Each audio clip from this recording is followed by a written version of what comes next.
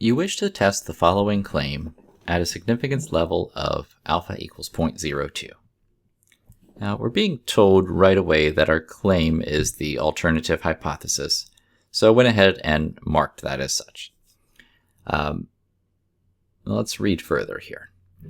You believe both populations are normally distributed, but you do not know the standard deviations for either, and you have no reason to believe that the variances of the two populations are equal. You obtain a sample of size n equals 15 with a mean of 73.5 and a standard deviation of 13.3 from the first population. You obtain a sample of size 23 with a mean of 66.3 and a standard deviation of 5.3 from the second population. What is the test statistic for this sample? Well, the claim, we are comparing two different population means.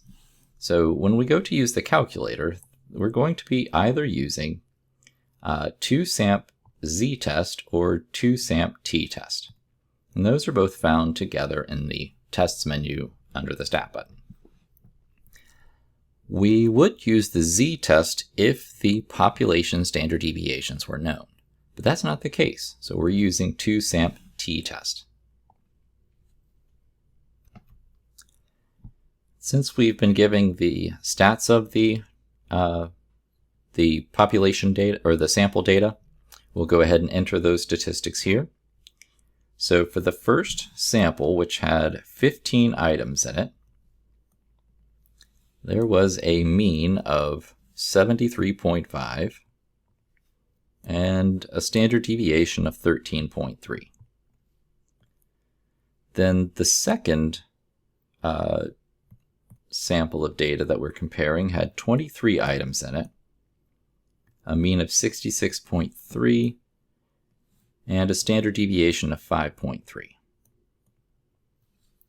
Now the next item asks what type of test we want to use.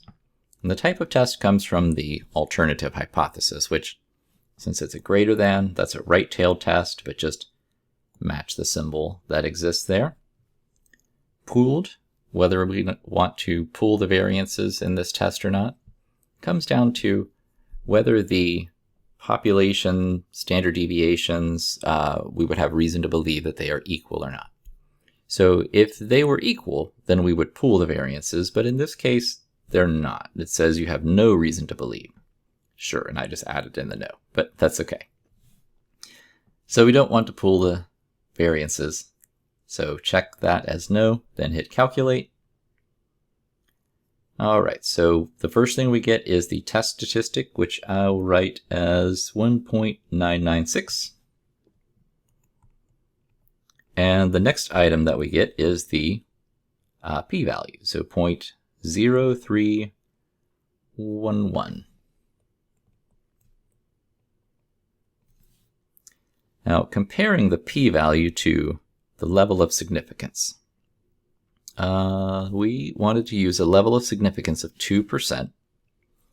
So the p-value is going to get compared to that 2% level of significance. And the p-value as a percentage is 3.11, which is slightly bigger.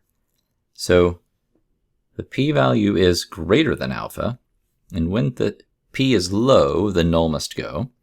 So in this case, since the p is bigger than alpha, we fail to reject the null hypothesis. And as such, the final conclusion. So what we want to do is decide between two items here. So we have there is sufficient evidence. This one is sort of implied.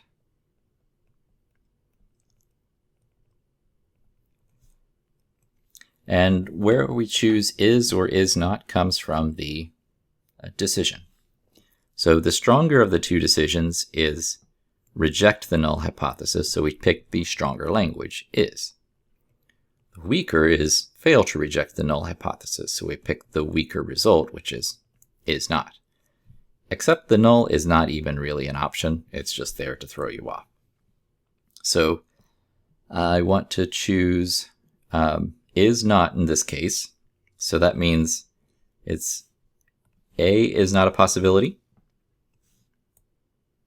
and and C is not a possibility. Then I have to decide between B or D. Looking further down this statement, sufficient evidence to reject the claim or support the claim. And that comes down to where the claim is in the hypothesis. So if the claim is in the alternative hypothesis, we're trying to support it. So right away, we can then say that item D is the correct one. So what the interpretation correctly is, there is not sufficient sample evidence to support the claim that the first population mean is not equal to the second population mean. Okay, if you want a little bit more ideas to where the logic comes from, so we failed to reject the null hypothesis. So when we fail to reject the null hypothesis, it's not a very strong result, but it's pointing in the direction of a true statement, which then implies the complement of that, which is the alternative, is a false statement. And because that's false, we're saying that the claim is effectively false. So we want to choose the language down here that makes the claim sound like a false statement. And that's what we did. There is not sufficient sample evidence to support the claim that the first population mean is not equal to the second population mean. And actually, in this particular case, I edited a little bit, and this actually should read, instead of not equal to, that should read greater than.